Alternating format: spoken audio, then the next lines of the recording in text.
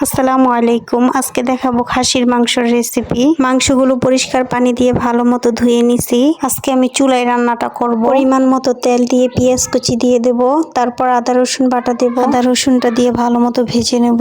এখন হলুদ গুঁড়ো দিয়ে দেব। হলুদ গুঁড়ো দেওয়া হলে মরিচ গুঁড়ো দিয়ে দেব। সবকিছু মিক্স করব। মিক্স করা হলে ধনিয়া গুঁড়া জিরা গুঁড়া দিয়ে দেব। তারপর সবকিছু ভেজে নেব। ভাজা হলে সামান্য পরিমাণ পানি দেব। পানিটা দিয়ে ভালো মতো কষিয়ে নেব। কিছুক্ষণ কষানো হলে এখানে কয়েকটা গোটা রসুন দিয়ে দেব।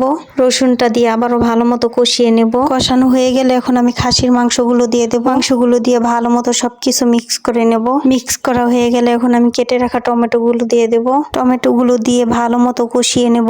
কষানো হয়ে গেলে এখানে আমি পরিমাণ মতো পানি দেব। পানিটা দিয়ে একটু নাড়াচাড়া করে ঢাকনা দিয়ে ঢেকে রাখবো। ঢাকনা দিয়ে ঢেকে মাংসটা সিদ্ধ করে নেব। এ পর্যায়ে আমি ঝোলটা পুরো শুকিয়ে নেব। ঝোলটা পুরো শুকানো হয়ে গেছে।